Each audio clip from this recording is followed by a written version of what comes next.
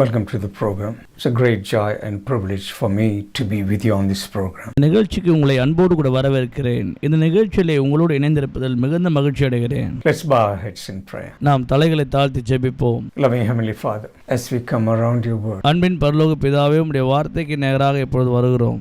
speak to us through your word. Holy Spirit of God, help us பரிசுத்த ஆவியானவரே, உம்முடைய வார்த்தையை கொண்டு எங்களோடு கூட பேசி அருளும். to be ready for the coming of the Lord Jesus Christ. In Jesus' precious name. Amen. கர்த்தராகிய இயேசு கிறிஸ்துவின் வருகைக்கு ஆயத்தப்பட எங்களுக்கு உதவி செய்யும். இயேசுவின் நாமத்தில் பிதாவே, ஆமென். Today we're going to look from the book of Revelation, chapter 4, verses 1 and 2. இந்த நாளிலே வெளிப்படுத்தல் விசேஷத்திலிருந்து 4ஆம் அதிகாரம் 1-2 வசனத்தை பார்க்க இருக்கிறோம். Today's topic is the rapture of the church. இந்த நாள் தலைப்பானது சபையின் எடுத்துக்கொள்ளப்படுதல். Here we see Apostle John is in the Isle of Patmos, banished by the Emperor Domitian. டொமினிஷியன் ராஜாவின் காலகட்டத்திலே யோவான் அவர்கள் பத்மு தீவுக்கு நாடு கடத்தப்பட்டவராய் இங்கே காணப்படுகிறார். We see the Lord Jesus appears to him. நமக்கு தெரிந்திருக்கிறபடி கர்த்தராகிய இயேசு கிறிஸ்து யோவானுக்கு அங்கே தரிசனமானார். Chapter 1 and verse 19, Lord Jesus Christ gives him an outline of the book of Revelation.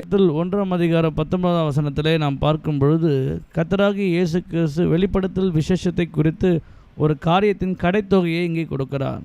Write the things that's chapter 2 and 3 of the book of Revelation. 2ஆம் 3ஆம் அதிகாரத்தில் இருக்கக்கூடியதை நீ எழுது என்று சொல்லி கர்த்தர் அவருக்கு கட்டளையிட்டார். Write the things that will be hereafter. That's from chapter 4 onwards. 4ஆம் அதிகாரம் முதல் கொண்டு கர்த்தர் அவரிடத்தில் சொன்னது இவைகளை நீ எழுது என்று. So the outline is past, present and the future. அதனுடைய காரியங்கள் என்னவென்றால் கடந்த காலம், நிகழ்காலம், இனி வரப்போகிற காலம். Here we see in Revelation chapter 4 verses 1 and 2, after these things I looked, and behold, a door standing open in heaven, and the voice which I heard was like a trumpet speaking with me, saying, Come up here, and I will show you things which must take place after this. Immediately I was in the Spirit, and behold, a throne set in heaven, and one sat on the throne. வெளிப்படுத்தல் விசேஷம் 4ஆம் அதிகாரம் 1ஆம் வசனம். இவைகளுக்கு பின்பு இதோ பரலோகத்தில் திறக்கப்பட்டிருந்த ஒரு வாசலை கண்டேன். முன்னே எக்காலம் சத்தம் போல் என்னுடனே பேசின நான் கேட்டிருந்த சத்தமானது, இங்கே ஏறி வா, இவைகளுக்கு பின்பு சம்பவிக்க வேண்டியவைகளை உனக்கு காண்பிப்பேன் என்று விளம்பினது. 2ஆம் வசனம். உடனே ஆவிக்குள்ளானேன். அப்பொழுது இதோ வானத்தில் ஒரு சிங்காசனம் வைக்கப்பட்டிருந்தது. அந்த சிங்காசனத்தின் மேல் ஒருவர் வீற்றிருந்தார். Verse 1, it starts with after these things. 1ஆம் வசனம் இப்படியே சொல்லுகிறது, இவைகளுக்கு பின்பு என்று. And then the same verse, he says, I will show you things which must take place after this. அடுத்த வசனத்திலே இவைகளுக்கு பின்பு சம்பவிக்க வேண்டியதாவது என்று சொல்லி வசனம் துவங்குகிறது. This is actually the future. இது எதிர்காலத்தை குறிக்கிறதா இருக்கிறது. So when we say rapture, you can ask me, what is rapture? Rapture என்று சொல்லும் பொழுது சபை எடுத்துக்கொள்ளப்படுகிறது என்றால் என்ன என்று நீங்கள் கேட்கலாம். There will be a sudden return of the Lord Jesus Christ in the clouds to snatch the Christians on this earth who are alive at that time. ரகசிய வருகை என்று சொல்லும் பொழுது ஆண்டவராகிய இயேசு கிறிஸ்து எதிர்பாராத விதத்திலே திடீரென்று வானத்திலே தோன்றி உலகத்தில் இருக்கிறதான உண்மையுள்ள கிறிஸ்தவர்களை தம் மண்டையிலே சேர்த்து கொள்ளுகிற ஒரு சம்பவம் தான் இது. Rapture generates most interest to some people. சபை எடுத்துக்கொள்ளப்படுகிறது என்று சொல்லும்போது அநேகருக்கு இது ஒரு புரியாத காரியமா இருக்கும். To others, they have a negative view of rapture. அநேகருக்கு இந்த சபை எடுத்துக்கொள்ளப்படுவதை குறித்து எதிர்மறையான சிந்தனை உண்டு. Revelation chapter 4 is going to give us an insight into the rapture of the church. வெளிப்படுத்தல் விசேஷம் 4ஆம் அதிகாரம் சபை எடுத்துக்கொள்ளப்படுகிறதற்கான முக்கிய உள்நோக்குகளை நமக்கு வெளிப்படையாய் காண்பிக்க போகிறது. We are at present living in the church age, awaiting for the trumpet call of God. இப்பொழுது நாம் சபையின் காலத்திலே வாழ்ந்து கொண்டிருக்கிறோம். எப்பொழுது எக்கால சத்தம் உண்டாகும் என்று சொல்லி எதிர்பார்ப்போடு கூட காத்திருக்கிறோம். That's what Bible says. அதைத்தான் வேதம் சொல்லுகிறது. Rapture is a very important and distinct doctrine of the church. சபையினுடைய மிக முக்கியமான ஒரு உபதேசமாக இருக்கிறது தான் இந்த சபை எடுத்துக்கொள்ளப்படுகிறதை குறித்ததான உபதேசம்.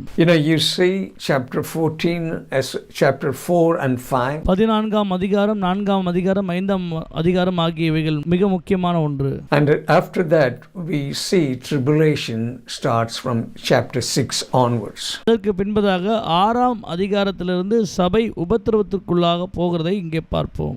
We see during that time wars, famine, scarcity of food, economic upheaval, and many more things will happen. அந்த நாட்களிலே நாம் பார்க்கும் பொழுது உலகத்தில் பஞ்சம், கொள்ளை நோய், தண்ணி பற்றாக்குறை என்ற பல மோசமான சூழ்நிலைகள் இந்த உலகத்திலே ஏற்படும். And not only that, during the time of tribulation millions of people will die. உபத்திரவ காலத்திலே லட்ச ஜனங்கள் மரித்து போவார்கள்.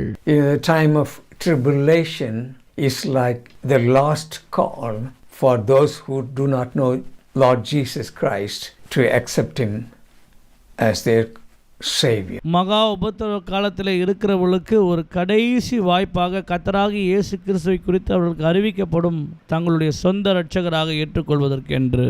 So when you travel in a plane, you go and check in. After that, you go to the gate and wait to board on the aircraft. நீங்கள் ஏரோப்ளேனில் பிரயாணம் செய்ய வேண்டும் என்றால் சாதாரணமாக அல்ல, அதிலே உள்ளே நுழைந்து ஏறுவதற்கென்று பல வாசல்கள் அங்கே வைக்கப்பட்டிருக்கிறது. When it's time, they'll ask the first class passengers and business people to get in to the aircraft first, and the others will board on the aircraft. முதலாவது நாம் போன உடனே பிஸ்னஸ் கிளாஸ்ல நீங்கள் பயணிக்க வேண்டுமா அல்லது சாதாரண பயணியா இருக்கிறீர்களா என்று சொல்லி அநேக கேள்விகளை கேட்டு பின்பதாக தான் நம்முடைய இருக்கைக்கு நாம் செல்ல முடியும். There will be some people wandering around not at the gate. சிலர் அங்கும் இங்குமாக அலைந்து திரிந்து கொண்டிருக்கிறார்கள். But just few minutes before the gate closes, ஆனால் சில நிமிடங்களுக்குள்ளாக அந்த வாசலானது அடைக்கப்பட்டுவிடும். they make announcement that this is the last call for such and such flight. கடைசியாக அவர்கள் அங்கிருந்து ஒலிபெருக்கி மூலமாக சொல்வார்கள், இதுதான் கடைசி தருணம், நீங்கள் இந்த ஃப்ளைட்டுக்குள்ளாக வருவதற்கு என்று சொல்லி அறைகூவல் விடுவார்கள். So the time of tribulation is a last call for people to get to heaven. உபத்திரவ காலம் என்பதும் கூட அப்படிதான். அங்கே இருக்கிற ஜனங்கள் கர்த்தராகிய இயேசு கிறிஸ்துவை ஏற்றுக்கொண்டு பரலோகத்திற்கு போவதற்கான கடைசி ஒரு அழைப்பாகும்.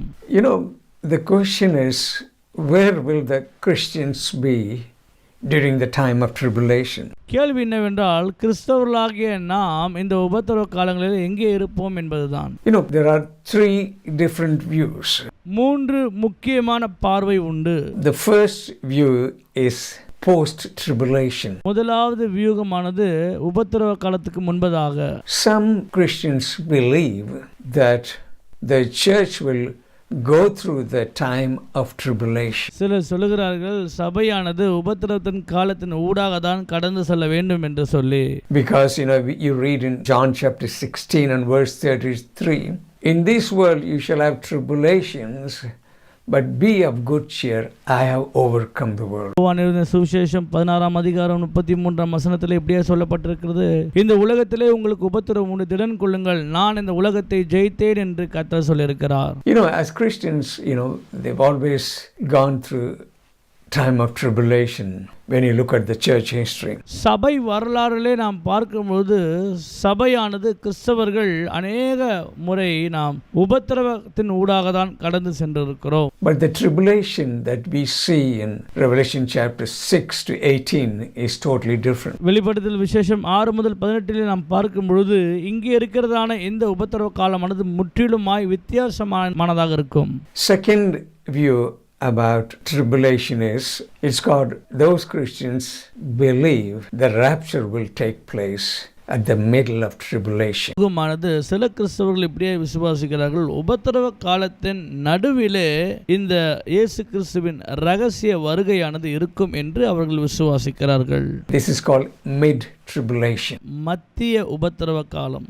They believe the church will go through half the period of tribulation and the rapture will happen. அவருடைய வியூகம் என்னவென்றால், சபையானது இந்த உபத்திரவத்தின் காலத்தில் ஊடாய் கடந்து சென்று கொண்டிருக்க அதன் மத்தியிலே தேவனுடைய வருகையானது இருக்கும் என்று அவர்கள் விசுவாசிக்கிறார்கள். Probably they base that on this verse, Matthew chapter 24 and verse 22. 24-22 வசனத்திலே இப்படியே சொல்லப்பட்டிருக்கிறது. அதை தான் அவர்கள் உறுதியாக விசுவாசிக்கிறார்கள். And unless those days were shortened, no flesh would be saved. For the elect's sake, those days will be shortened. அந்நாட்கள் குறைக்கப்படாதிருந்தால் ஒருவனாகிலும் தப்பி போவதில்லை. தெரிந்து கொள்ளப்பட்டவர்களின் நிமித்தமே அந்த நாட்கள் குறைக்கப்படும். And the third group of Christians, that group is called pre-tribulation. மூன்றாவதாக ஒரு வியூகம் இருக்கிறது. அது என்னவென்றால், முன்பதாகவே உபத்திர காலமானது முடிந்தது என்று சொல்லி இருக்கிற ஒரு கூட்டம். Pre-tribulation is that before the tribulation starts, the church will be raptured. சொல்லுகிற வியூகம் என்னவென்றால், உபத்திர காலமானது ஆரம்பிக்கப்பட்டாயிற்று, சபையானது அது நடுவிலே நிச்சயமாக எடுத்துக்கொள்ளப்படும் என்று விசுவாசிக்கிறார்கள். We can only base these things on the word of God. இவைகள் எல்லாவற்றையும் கர்த்தருடைய வார்த்தையோடு கூட ஒப்பிட்டு தான் நாம் பார்க்க வேண்டியதாக இருக்கிறது. So the Christians hold three different views. They're all wonderful Christians. ஆக இப்படிப்பட்ட மூன்று வித்தியாசமான கோணத்திலே கிறிஸ்தவர்கள் இந்த ரகசிய வருகை குறித்து பார்க்கிறார்கள். But let's look at what the Bible has to say. Here in verse 1 of chapter 4, we see John seeing, behold, a door standing open in heaven. வெளிப்படுத்தல் விசேஷம் 4ஆம் அதிகாரம் 1வது வசனத்திலே இப்படியாக நாம் பார்க்கிறோம், இதோ வாசல் திறந்திருக்கிறதை காண்கிறேன் என்று சொல்லி யோவான் அங்கே வார்த்தையை சொல்லுகிறார். He is seeing a door open in heaven. அவர் இவ்விதமாய் பார்க்கிறார், அந்த கதவானது திறந்த நிலையிலே இருக்கிறது. The first voice which I heard was like a trumpet speaking with me, saying, come up here, I will show you things which must take place after this. 1ஆம் வசனத்திலே, இங்கே ஏறி வா, இவைகளுக்கு பின்பு நிகழ வேண்டியவைகளை உனக்கு காண்பிப்பேன் என்று அந்த வார்த்தை கூறினது. So here's someone speaking like a trumpet. இங்கே யாரோ ஒருவர் எக்கால சத்தத்தை போல பேசுகிறார்கள். You know, rapture is very important doctrine and is the blessed hope of the church. சபையினுடைய மிக முக்கியமான நம்பிக்கையாக திகழ்கின்றதுதான் இயேசு கிறிஸ்துவின் ரகசிய வருகையாக இருக்கிறது. So what actually Bible says, you see, the second coming of the Lord Jesus Christ will be in two phases. கர்த்தராகிய இயேசு கிறிஸ்துவின் இரண்டாம் வருகையானது ரெண்டு காரியங்களாய் இப்பொழுது பிரிந்திருக்கிறதை நாம் இங்கே பார்க்கிறோம். The first phase, he only comes in the clouds. முதலாவதாக அவர் மேகங்கள் நடுவிலே தோன்றுகிறவராய் காணப்படுவார். So that's what we are going to look at today, the first phase of his second coming. தான் நாம் இன்றைக்கு பார்க்க இருக்கிறோம், ரகசிய வருகையினுடைய முதலாம் பாகம். This is to snatch the Christians from the earth. ஆண்டவர் இந்த உலகத்தில் இருக்கிறதான எல்லா கிறிஸ்தவர்களையும் எடுத்துக்கொண்டு போக வேண்டும் என்று விருப்பம் உள்ளவராய் இருக்கிறார். Here John hears a voice speaking like a trumpet. யோவானுக்கு ஒரு சத்தம் உண்டாகிறது. அந்த சத்தம் எக்காலத்திலிருந்து வருகிற சத்தம் போன்று அவருக்கு தோன்றுகிறது. You know, we know when the rapture happens, we will hear the trumpet call of God. ரகசிய வருகை வரும் பொழுது எக்கால சத்தத்தை எல்லாராலும் நிச்சயமாக அந்த நேரத்திலே கேட்க முடியும். பிரியமானவர்களே, Many great Bible teachers, they believe that verse 1 is an image or a type that church will be taken up before the tribulation happens. 1ஆம் வசனத்தில் சொல்லப்பட்டதுபடி அநேகருடைய கருத்து இதுதான், உபத்திரவ காலம் வருவதற்கு முன்பதாகவே சபையானது தேவ சமூகத்திற்கு எடுத்துக்கொள்ளப்படும் என்று நம்பப்படுகிறது. This is the view many scholars and Bible teachers have. அநேக வேத பண்டிதருடைய கருத்தும் ஆய்வும் இதுதான். As I have, there are also people with other views. மற்றவருடைய பார்வையும் வித்தியாசமானதாய் காணப்படுகிறது. But here we see John is hearing someone speaking to him like a trumpet. ஆனால் இங்கே யோவானானவர் யாரோ ஒருவர் பேசுகிறதைப் போல கேட்கிறார். ஆனால் அதிலிருந்து ஒரு எக்கால சத்தம் உண்டாகிறது. For this we say to you by the word of the Lord, that we who are alive and remain until the coming of the Lord will by no means precede those who are asleep. For the Lord himself will descend from heaven with a shout, with the voice of an archangel, and with the trumpet of God, and the dead in Christ shall rise first. Then we who are alive and remain shall be caught up together with them in the clouds to meet the Lord in the air, and thus we shall always be with the Lord. Therefore comfort one another with these words. 1 தெசலோனிக்கேயர் புஸ்தகம் 4ஆம் அதிகாரம் 15ஆம் வசனம். கர்த்தருடைய வார்த்தை முன்னிட்டு நாங்கள் உங்களுக்கு சொல்லுகிறதாவது, கர்த்தருடைய வருகை மட்டும் உயிரோடு இருக்கும் நாம் நித்திரை அடைவர்களுக்கு முந்திக் கொள்வது இல்லை. 16ஆம் வசனம். ஏனெனில் கர்த்தர் தாமே ஆரவாரத்தோடும் பிரதான தூதரோடும் சத்தத்தோடும் தேவ எக்காலத்தோடும் வானத்திலிருந்து இறங்கி வருவார். அப்போது கிறிஸ்துவுக்குள் மரித்தவர்கள் முதலாவது எழுந்திருப்பார்கள். 17ஆம் வசனம். பின்பு உயிரோடு இருக்கும் நாமும் கர்த்தருக்கு எதிர்கொண்டு போக மேகங்கள் மேல் அவர்களுடனே ஆகாயத்தில் எடுத்துக்கொள்ளப்பட்டு இவ்விதமாய் எப்பொழுதும் கர்த்தருடனே கூட இருப்போம். 18ஆம் வசனம். ஆகையால் இந்த வார்த்தைகளினாலே நீங்கள் ஒருவரை ஒருவர் தேற்றுங்கள். Here it clearly says, when he comes to catch us away, you will hear the trumpet call. ஆக கர்த்தர் நம்மை எடுத்துக்கொள்ள வரும் பொழுது நாம் நிச்சயமாக எக்கால சத்தத்தை கேட்போம். That's what John is hearing, Revelation chapter 4 and verse 1. அதைத்தான் யோவான் அவர்கள் வெளிப்படுத்தல் விசேஷம் 4ஆம் அதிகாரம் 1ஆம் வசனத்திலே கேட்டார். Rapture. Actually, we get the word rapture. It's in the Latin Bible. They use the word to caught up. That's where we derive the word rapture from. Raptor என்று சொல்லும் பொழுது ரகசிய வருகை என்ற அந்த வார்த்தையின் பதம் லத்தீனிலிருந்து மொழிபெயர்க்கப்பட்டதாய் காணப்படுகிறது. எடுத்துக்கொள்ளப்படுதல், இதுதான் இதனுடைய அர்த்தமாய் இருக்கிறது. Here we see the dead in Christ will rise first. So that's what it says, those who are asleep, those who are dead. வசனம் எப்படியே சொல்லுது, முதலாவது மரித்தவர்கள் எழுந்திருப்பார்கள், அவர்கள் தேவனுடைய சமூகத்துக்கு கடந்து போவார்கள் என்று. So they will rise first. When you hear the word sleep, that's a word used for death in the Bible. முதலாவது எழுந்திருப்பார்கள் என்று வேதம் சொல்லியிருக்கிறது. தூங்குகிறவர் என்று சொல்லும்போது வேதத்திலே இப்படிப்பட்ட வார்த்தைகள் குறிப்பிடப்பட்டிருக்கிறது. Remember, the Lord Jesus Christ heard the news that Lazarus has died. He delayed there, and then on his way back he said to his disciples. நாம் எல்லோருக்கும் நன்றாக தெரிந்திருக்கிற ஒரு சம்பவம், லாசருவானவர் மரித்து விட்டார். ஆண்டவராக இயேசு கிறிஸ்து அங்கே 4 நாள் கழித்து தான் மீண்டுமாக அந்த இடத்திற்கு போகிறதை நாம் நன்றாக அறிந்திருக்கிறோம். Let us go back and wake him up. பின்பதாக சொல்கிறார், நாம் போய் நித்திரையில் இருக்கிற அவனை எழுப்புவோம் என்று சொன்னார். Because he sleep. ஏனென்றால் இயேசு சொன்னார், அவன் நித்திரையாய் இருக்கிறான் என்று. But they said, if he's sleeping, we don't need to go and wake up. சீஷர்கள் சொன்னார்கள், அவன் நித்திரை செய்து தூங்கிக் கொண்டிருப்பான் என்றால் நாம் ஏன் போய் அவனை எழுப்ப வேண்டும் என்றார்கள். This is a word that refers to death. இதுதான் மரணத்திற்கு ஒப்பனையா இருக்கக்கூடிய வார்த்தையாய் காணப்படுகிறது. So the dead in Christ will rise first. They will get the glorified body first. முதலாவது கிறிஸ்துவுக்குள்ளாக மரித்தவர்கள் எழும்புவார்கள், அவர்கள்தான் மகிமையின் சரீரத்தை அடைவார்கள். That's what it says here. He will descend from heaven with a shout, with the voice of an archangel, and with the trump of God. Then it says, verse 17, then those who are alive and remain shall be caught up together with them in the clouds to meet the Lord in the air.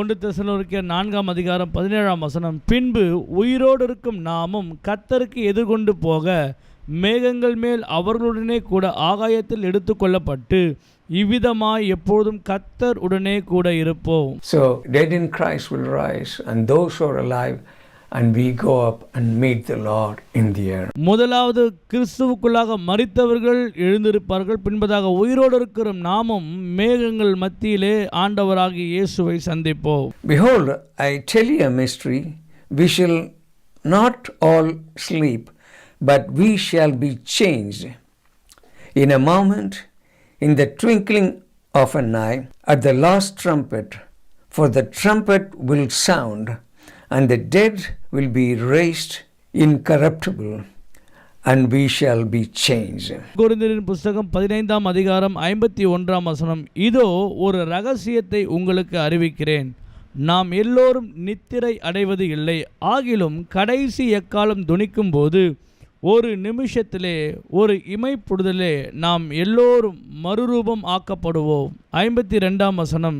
எக்காலம் துணிக்கும், அப்பொழுது மரித்தோர் அழிவில்லாதவர்களாய் எழுந்திருப்பார்கள், நாமும் மறுரூபம் ஆக்கப்படுவோம். So there will be a generation that will not experience death. That's what rapture. நமக்கு பின்பதாக வரக்கூடிய ஒரு சந்ததியானது உண்டு, அவர்கள் மரணத்தை பாராமல் இருப்பார்கள். அதுதான் எடுத்துக்கொள்ளப்படுதல். So those who are alive will be caught up together to meet the Lord in the air. உயிரோடு இருக்கிற நாமும் எடுத்துக்கொள்ளப்பட்டு வானத்திலே, மத்திய வானத்திலே நம்முடைய ஆண்டவராகிய இயேசுவை சந்திப்போம். For as in the days before the flood, they were eating and drinking and marrying and giving in marriage until the day that Noah entered the ark, and did not know until the flood came and took them all away. So also will be the coming of the Son of Man be. 2 men will be in the field, one will be taken and other left. 2 women will be grinding at the mill, one will be taken and the other left. மத்தேயுக்கு எழுதின சுவிசேஷத்தின் புஸ்தகம் 24ஆம் அதிகாரம் 38ஆம் வசனம். எப்படி எனில், ஜல பிரளயத்துக்கு முன்னான காலத்திலே நோவா பேழைக்குள் பிரவேசிக்கும் நாள் வரைக்கும் ஜனங்கள் புசித்தும் குடித்தும் பெண் கொண்டும் பெண் கொடுத்தும் 39 ஜலப்பிரளயம் வந்து அனைவரையும் வாரிக்கொண்டு போகும் மட்டும் உணராதிருந்தார்கள். அப்படியே மனுஷகுமாரன் வருங்காலத்திலும் நடக்கும். 40ஆம் வசனம். அப்பொழுது 2 பேர் வயலில் இருப்பார்கள், ஒருவன் ஏற்றுக்கொள்ளப்படுவான், ஒருவன் கைவிடப்படுவான். 41 2 ஸ்திரீகள் ஏந்திரம் அரைத்து கொண்டிருப்பார்கள், ஒருத்தி ஏற்றுக்கொள்ளப்படுவாள், ஒருத்தி கைவிடப்படுவாள். Here we see that during rapture 2 will be working, one will be taken, another one will be left. சபை எடுத்துக்கொள்ளப்படுகிற இந்த காலகட்டத்திலே 2 பேரில் ஒருவர் எடுத்துக்கொள்ளப்படுகிறார்கள், ஒருவர் கைவிடப்படுகிற சூழ்நிலை நம்ம இங்கே பார்க்கிறோம். Say if a pilot happens to be Christian and if he's flying the aircraft, he will be taken up. ஆக இந்த விமானத்தை ஓட்டுகிற பைலட் ஆனவர்கள் கிறிஸ்தவராய் இருப்பார்கள் என்றால் வருகையிலே அவர்கள் எடுத்துக்கொள்ளப்படுவார்கள். And you are a Christian and you're driving your car, you will be taken up. I believe during this time there will be accidents and crashes. That will happen. ஆக சபையின் எடுத்துக்கொள்ளப்படுகிற அந்த காலகட்டத்தில் நீங்கள் கிறிஸ்தவர்களாக இருந்து காரை ஓட்டி கொண்டு இருப்பீர்கள் என்றால் திடீரென்று நீங்கள் எடுத்துக்கொள்ளப்படுவீர்கள். ஆக அந்த நாட்களிலே மாபெரும் விபத்துகள் நடக்கக்கூடியதாக இருக்கும். You know, it said as in the days of Noah. That's what we read, isn't it? As in the days of Noah, they were drinking, eating and doing everything as normal. ஆகவே கர்த்தர் வசனத்தில் சொன்னது போல நோவாவின் நாட்களில் நடந்தது போலவே அவர்கள் குடித்தும் புசித்தும் பெண் கொடுத்தும் இயல்பாக காரியங்களை செய்து கொண்டிருந்தார்கள் என்று பார்க்கிறோம். Also in Luke chapter 17 we see 2 things. Here Luke speaks about Noah as well, and also he also mentions Lot. So that's how it will be at the time when Jesus comes. லூக்கா எழுதின சுவிசேஷம் புஸ்தகம் 17ஆம் அதிகாரத்திலே லூக்கா எழுதுகிற காரியம் என்னவென்றால் நோவாவையும் சொல்லுகிறார், அதனுடனே கூட லோத்தின் நாட்களிலே நடந்தது போலவே என்று சொல்லி மனுஷகுமாரன் வரும் பொழுது இப்படிதான் சம்பவிக்கும் என்று தெளிவாக அவர்கள் எழுதி வைத்திருக்கிறார்கள். They'll be going about doing their normal things. உலக வழக்கத்தின்படி எல்லாம் இயல்பாக செல்லும் என்று அவர்கள் சொல்லியிருக்கிறார்கள். In both cases, you see a similarity. ஒரு காரியத்திலே ரெண்டும் ஒத்துப்போகிற காரியத்தை நாம் இங்கே பார்க்கிறோம். Righteous people were saved, unrighteous experienced the judgment. நீதிமான்கள் எடுத்துக்கொள்ளப்படுகிறதும் அநீதிமான்கள் கைவிடப்படுகிறதும் நடக்கும் ஒரு சம்பவமா இருக்கிறது. This seems to emphasize the fact that the church will be raptured before tribulation. ஆக சபையானது உபத்திரவ காலம் வருவதற்கு முன்பதாகவே எடுத்துக்கொள்ளப்படுகிறதை அநீதிமான்கள் பார்ப்பார்கள். Remember, Noah and his family got into the ark and flood came and destroyed everything. நமக்கு நன்றாக தெரிந்திருக்கும் நோவாவும் அவருடைய முழு குடும்பம் பேழைக்குள்ளாக சென்று வந்த உபத்திரவத்திலே அவர்கள் மீட்கப்பட்டார்கள். மீது இருந்த உலகத்தில் அனைவரும் மாண்டு மடிந்தார்கள். In case of Lot and his family, they left the town of Sodom.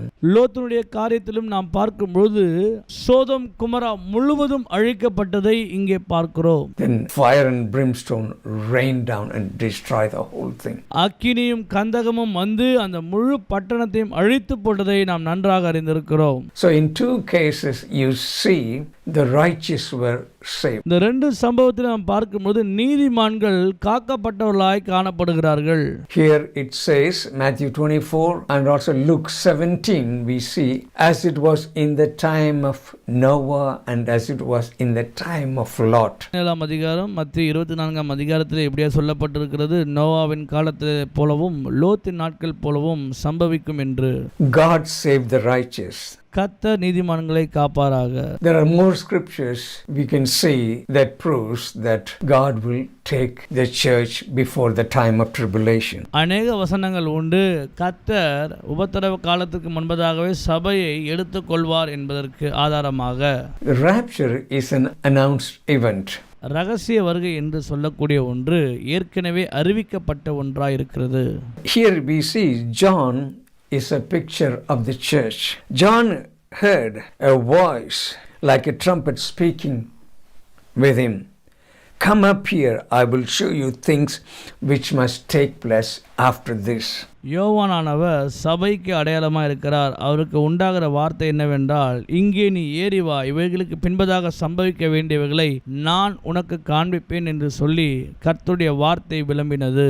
So as I said, John is a type of church. ஆகவே நாம் முன்பதாக சொன்னது போல யோவானானவர் சபைக்கு அடையாளமாக இருக்கிறார். But I'm going to give you few reasons why the church won't be here during the time of tribulation. சில காரியங்களை நான் உங்களுக்கு சொல்ல விரும்புகிறேன். ஏன் சபையானது உபத்திரவ காலத்திலே இந்த பூமியிலே இருக்காது என்பதற்கு.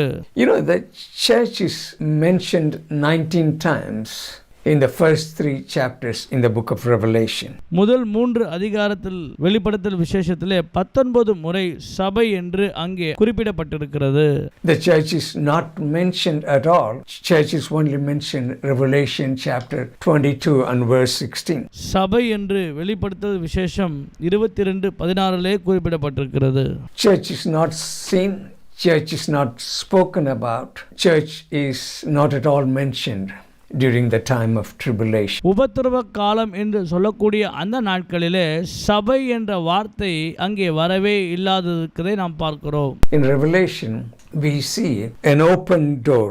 Behold, verse 1 we see, behold, a door standing open in heaven. முதலாவது அதிகாரத்திலே நாம் பார்க்கும் பொழுது இதோ திறந்திருக்கிற ஒரு வாசலை பார்க்கிறேன் என்று அவர் சொல்லுகிறார். The other time the door is open in heaven is found in Revelation chapter 19 verse 11 when the Lord comes down to the earth with the saints. வெளிப்படுத்தல் 19ஆம் அதிகாரம் 11ஆம் வசனத்திலே தான் பின்பதாக நாம் பார்க்கிறோம், கர்த்தர் தம்முடைய வாசலை திறந்து பூமியிலே இறங்கி வருகிறார் என்பதாக.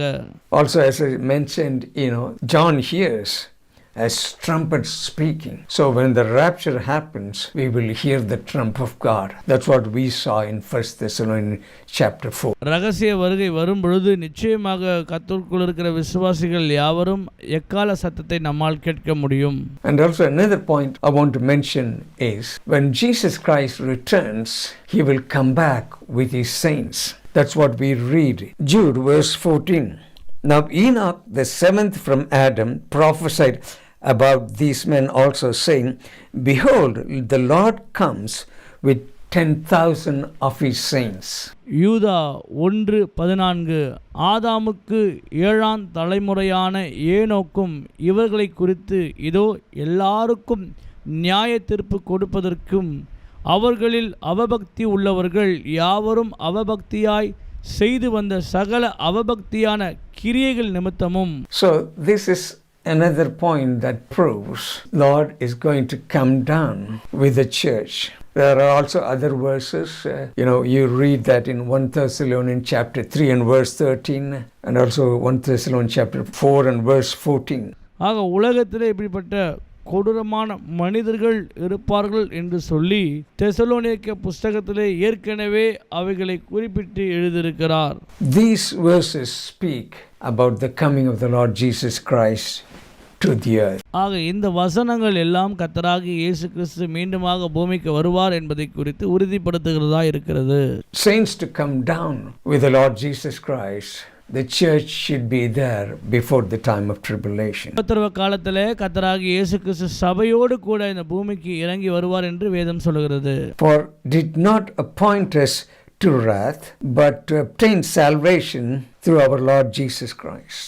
1 தெசலோனிக்கேயர் 5:9 தேவன் நம்மை கோபாக்கினைக்கென்று நியமிக்காமல் நம்முடைய கர்த்தராகிய இயேசு கிறிஸ்து மூலமாக ரட்சிக்கப்படுவதற்கென்று நியமித்திருக்கிறார். Time of tribulation is the time where God's wrath will be poured out. உபத்திரவ காலம் என்று சொல்லும்போது தேவனுடைய கோபாக்கினை இந்த உலகத்திலே செலுத்தப்படுகிற ஒரு காலமாக இருக்கிறது.